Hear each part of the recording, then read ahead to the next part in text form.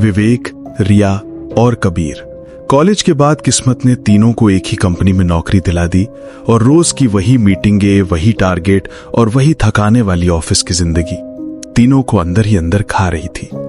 विवेक और रिया का रिश्ता भी उसी ऑफिस के बीच शुरू हुआ था, पर दिन भर की बातें और साथ बिताए गए लंच ब्रेक ने दोनों को एक दूसरे के और करीब ला दिया था।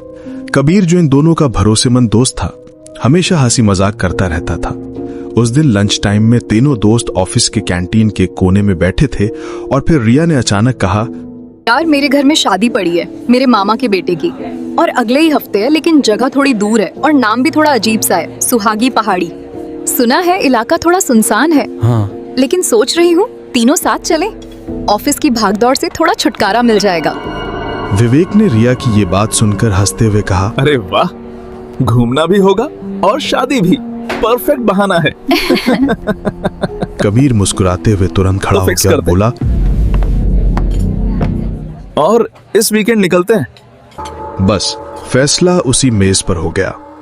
लेकिन किसी को अंदाजा नहीं था कि ये थोड़ा घूमने का प्लान उन्हें उस जगह खींच ले जाएगा जहां पहुंचने का सपना तो दूर, सोचना भी किसी बुरे ख्वाब जैसा था। रात 10:30 बज रहे थे और विवेक कार चला रहा था। रिया कार में आगे बैठी हुई थी और कबीर पीछे की सीट पर हल्की नींद में टेक लगाकर बैठा था। विवेक, तुम ठीक तो हो? कितनी देर हो गई है? हम शाम 6 बजे चले थे, अब 11 बजने वाले हैं। अभी तक कोई बड़ा कस्बा या शहर नहीं आया। रिया की आवाज में एक अजीब सी घबराहट थी। विवेक ने स्टीयरिंग पर हाथ कसते हुए कहा कि वो ठीक है, लेकिन उसकी आवाज में थकान थी। यार मैं भी कब से यही सोच रहा हूँ कि और कितना चलना पड़ेगा। गूगल मैप भी कब का बंद हो चुका है और यहाँ तो मोबाइल में नेटवर्क भी नहीं है। उसने पीछे मुड़कर कबीर को जगाया। कबीर नींद में ही बड़बड़ाया, मुझे एक अजीब सा सपना दिखा विवेक। एक जगह बहुत सारी लाइट्स थी और वो सब हमें बहुत अजीब तरह से देख रही थी। रिया ने झड़क कर उसे चुप करा दिया। इस डरावने सन्नाटे में ऐसी बातें सुनकर तीनों के मन में एक अनजाना डर पैदा हो रहा था। समय तेजी से बीत रहा था और उन तीनों की कार उस गहरे अंधेरे में धीरे होती जा रही थी। वे समझ चुके थे कि वो अब रास्ता भटक चुके हैं। हर तरफ घने और ऊंचे पेड़ थे और हर तरफ गहरा अंधेरा हर तरफ था। आसपास कोई इंसानी बस्ती नहीं थी, बस एक खामोशी भरा सन्नाटा था। तभी विवेक ने गाड़ी की हेडलाइट डिम की और आंखें छौंकाते हुए बोला, रुको, वो देखो सामने क्या है। दूर बिल्कुल सूने खुले मैदान जैसी जगह में अचानक बहुत सारी तेज रोशनियां और एक बड़ा सा पंडाल दिखा और उनको दूर आते हुए हल्की सी शहनाई की धुन सुनाई दे रही थी। ओह माय गॉड, विवेक, शादी! ये पक्का वही जगह है। देखो कितनी दूर से दिख रहा है। कबीर तुरंत उठ गया और खिड़की से झांकते हुए बोला, वाह, इस सन्नाटे में इतनी बड़ी पार्टी, ये तो फिल्मों जैसा लग रहा है। बस यही जगह होगी, चलो चलो। उस वक्त उन तीनों के लिए वो रोशनी उम्मीद की एक किरण थी। उनकी थकान, उनका डर, सब कुछ खत्म हो गया। उन्हें जरा भी अंदाजा नहीं था कि वो रोशनी किसी उम्मीद की नहीं, बल्कि किसी जाल की शुरुआत थी। विवेक ने कार को खेत के कच्चे रास्ते पर उतारा। कुछ दूर चलकर एक छोटा सा लेकिन भव्य एंट्रेंस गेट दिखा। तीनों कार पार्क करके पंडाल के पास पहुंचे। वहां का माहौल पहले तो सामान्य लगा। लोग शादी के जोड़ों में थे, खाना खा रहे थे, लेकिन उनके चेहरे थोड़े फीके थे, जैसे उन पर कोई भाव ना हो। नमस्ते अंकल। क्या ये मेहता खानदान के बेटे की शादी है? हम उनके रिश्तेदार हैं। वो व्यक्ति, जिसकी उम्र 50 के आसपास रही होगी, उन्हें बहुत अजीब तरह से घूरता है। नहीं बच्चों, ये तो पांडे जी के लड़के की शादी है। शायद आप लोग गलत जगह आ गए हो। रिया, विवेक और कबीर एक दूसरे को हैरानी से देखने लगे। कबीर ने बोला, अरे यार, ये कैसे हो सकता है? अब क्या करेंगे हम लोग? अरे नहीं, अब क्या करें विवेक? सुबह होने में अभी बहुत वक्त है। हम इतने सूने रास्ते पर अब कहाँ ढूंढेंगे? कबीर ने घबराहट में हंसने की कोशिश की। अब तो हमारी नींद और थकान सब खत्म। अब मेहता जी की शादी ढूंढने के चक्कर में जंगल में ही ना सोना पड़ जाए। आप लोग थक गए होंगे, एक काम करो, खाना खाकर जाओ। आप अब हमारे मेहमान हो। रात हो चुकी है और आप इतनी दूर भटक कर आए हो। हम गांव वाले मेहमान को ऐसे खाली हाथ नहीं जाने देते। विवेक को कुछ भी ठीक नहीं लग रहा था, लेकिन थक चुके होने के कारण उन्हें लगा कि थोड़ी देर रुकना ही ठीक रहेगा। रिया भी सहमत थी। तीनों ने थोड़ी सी हिचकिचाहट के साथ अंदर जाना शुरू किया। वो अजनबी व्यक्ति उन्हें अंदर जाते हुए घूरी हुई आंखों से देखता रहा। जितना वे उन रोशनियों के करीब जा रहे थे, उतना ही उनके दिल में एक ठंडी सी लहर उठ रही थी। पंडाल के अंदर शादी की रस्में चल रही थीं। दूल्हा दुल्हन मंडप में बैठे थे। पंडित मंत्र पढ़ रहा था। शहनाई की धुन हर तरफ गूंज रही थी। सब कुछ सामान्य लगता था, लेकिन वहां बैठे लोगों का व्यवहार अजीब था।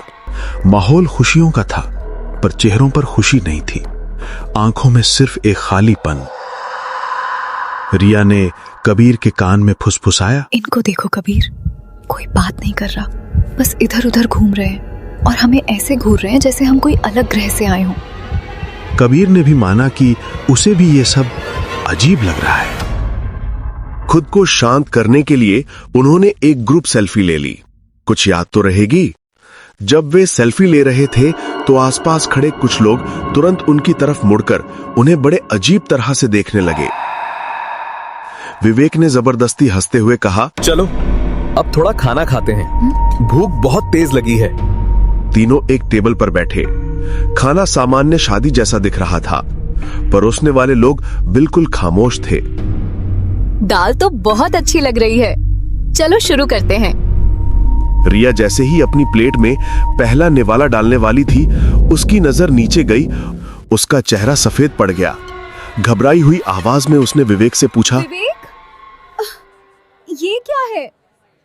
विवेक और कबीर दोनों ने रिया की प्लेट की तरफ देखा। दाल के ठीक बीच में एक इंसान की साफ साफ कटी हुई उंगली पड़ी थी। ये क्या मजाक है? विवेक ने अपनी प्लेट की तरफ देखा। उसकी प्लेट में रोटी के पास बालों का एक गुच्छा और एक छोटा सा भूरा मुरझाया हुआ कान का हिस्सा पड़ा था। कबीर चीख पड़ा, मेरे प्लेट में भी कुछ पड़ा है। उन तीनों की आंखें फटी रह गईं। ये कोई मजाक नहीं था। वो सब कुछ इतना वास्तविक था कि उनका पूरा शरीर कांप उठा। वे ना चीख सकते थे, ना भाग सकते थे और डर के मारे उनके रोंगटे खड़े हो गए। वे ऐसी दावत में थे जहां ऐसा लग रहा था कि मेहमान ही भोजन हो। तीनों ने तुरंत अपने हाथ पीछे खींच लिए और तब उनकी नजर आसपास बैठे लोगों पर गई। शादी के सभी लोग जो खाना खा रहे थे, वे सब उनकी तरफ देख रहे थे। उनके चेहरे पर अब वो खामोशी नहीं थी। अब वहां एक अजीब सी, बहुत हल्की, डर पैदा करने वाली मुस्कुराहट थी। उनकी नजरों में अब मेहमान नवाजी नहीं, बल्कि शिकार को देखने की एक भूख थी। रिया की आंखों से आंसू बहने लगे। उसने दबे हुए डर से कहा, हमें यहाँ से निकलना होगा। शोर न करो और चुपचाप धीरे से उठो। तीनों बहुत आराम से बिना कोई शोर किए अपनी कुर्सी से उठे और बाहर की तरफ चलने लगे। हर कदम पर उन्हें लगा कि कोई उनके पीछे से उनका हाथ पकड़ लेगा। पंडाल से थोड़ा दूर गेट की तरफ पहुंचकर विवेक ने घबराहट में अपना फोन निकाला। वो सेल्फी को देखना चाहता था जो उन्होंने थोड़ी देर पहले ली थी। वो सेल्फी मैं बस चेक करना चाहता हूं कि हमें वहम तो नहीं हो रहा। विवेक ने रिया और कबीर से कहा। विवेक ने गैलरी खोली और जब उन्होंने तस्वीर देखी तो उनकी रूह कांप गई। डर की पहली दीवार टूट चुकी थी। सेल्फी के बैकग्राउंड में जहां हजारों लोग होने चाहिए थे, वहां सिर्फ और सिर्फ गहरा अंधेरा था। पंडाल की दीवार, एक खाली कमरा और बस तीनों दोस्त। रिया की सांस तेज हो गई। लोग कहाँ हैं? हमने तो ये तस्वीर उन सब के बीच में खड़े होकर ली थी। ये क्या हो रहा है? हमारा वीडियो और हमारी आंखों की सच्चाई अलग क्यों है? ये शादी असली नहीं है। उस वीडियो में उन तीनों को उस जगह का असली चेहरा दिखा। वो सिर्फ एक पर्दा था। उस वीडियो में विवेक, रिया और कबीर बहुत साफ दिखते थे, लेकिन उनके पीछे का पूरा पंडाल बिल्कुल अंधेरा था। वहां एक भी रोशनी नहीं थी, कोई दूल्हा नहीं, कोई मेहमान नहीं, सिर्फ खाली टूटी फूटी जमीन और पेड़ों का अंधेरा। हमें यहाँ से निकलना होगा। ये लोग, ये शादी, ये सब हमारी आंखों का धोखा है। ये कोई भूतों की बारात है। जल्दी चलो। कबीर चीखा। तीनों जोर से, डर से कांपते हुए कार की तरफ भागे। उनके पीछे से शादी के लोगों की हंसी की बहुत तेज आवाज आई, जैसे वो उनका मजाक उड़ा रहे हों। जब उन्होंने मुड़कर देखा तो वही अजनबी व्यक्ति जिसने उन्हें रोका था अब गेट पर खड़ा था और मुस्कुराते हुए उन्हें घूर रहा था। तीनों तेजी से कार में घुस गए। विवेक ड्राइवर सीट पर बैठा और चाबी घुमाई। इंजन हिला, ग्रर ग्रर की आवाज आई, पर स्टार्ट नहीं हुआ। नहीं, अभी क्यों बंद हो गया? बाहर वे लोग पंडाल से निकलकर कार की तरफ धीरे धीरे चलने लगे। उनके चलने का तरीका अजीब था, जैसे वे हवा में तैर रहे हों। भगवान के लिए स्टार्ट हो जा, रिया रोते हुए बोली। विवेक ने तीसरी बार पूरी ताकत से चाबी घुमाई। कार एक लंबी वूम की आवाज के साथ स्टार्ट हो गई। विवेक ने तेजी से कार को उस कच्चे रास्ते पर दौड़ाया जहां से वे आए थे। 5 मिनट तक तेज ड्राइव करने के बाद उन्हें लगा कि वे निकल गए, लेकिन तभी आगे एक छोटा सा मोड़ आया। विवेक ने कार को घुमाया और सामने का नजारा देखकर कार में एक साथ सन्नाटा छा गया। वही रोशनियां, वही पंडाल का गेट और वही तेज लाइट्स। नहीं, ये क्या है? हम तो उससे बहुत दूर निकल चुके थे। कबीर डर से कांपने लगा। ये रोड नॉर्मल नहीं है, ये हमें जाने नहीं देगी। हम यहाँ फंस चुके हैं। विवेक ने घबराहट में तुरंत कार को विपरीत दिशा में मोड़ दिया। वो इतनी तेजी से कार चला रहा था कि उन्हें महसूस हुआ कि वे अब एक नए और गहरे अंधेरे में घुस रहे हैं। सिर्फ 3 मिनट और ड्राइव किया और फिर एक और मोड़ आया। जैसे ही उन्होंने कार मोड़ी और सामने फिर से वही पंडाल, वही रोशनी, वही गेट था। ये नजारा इतना भयानक था कि विवेक के हाथ स्टीयरिंग पर जम गए। हम लूप में हैं। विवेक ने हार मानकर सिर्फ इतना कहा।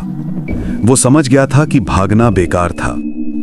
तीनों थक हार कर कार में बैठे रहे। उन्होंने कार का इंजन बंद कर दिया। वे पंडाल की तरफ देख रहे थे। शहनाई की हल्की धुन अब भी सुनाई दे रही थी। उसके साथ बस रोने और चीखने की आवाजें गूंज रही थी। शादी के सभी लोग पंडाल से बाहर निकल रहे थे। एक एक करके अनगिनत संख्या में उन्होंने कार को आकर घेर लिया।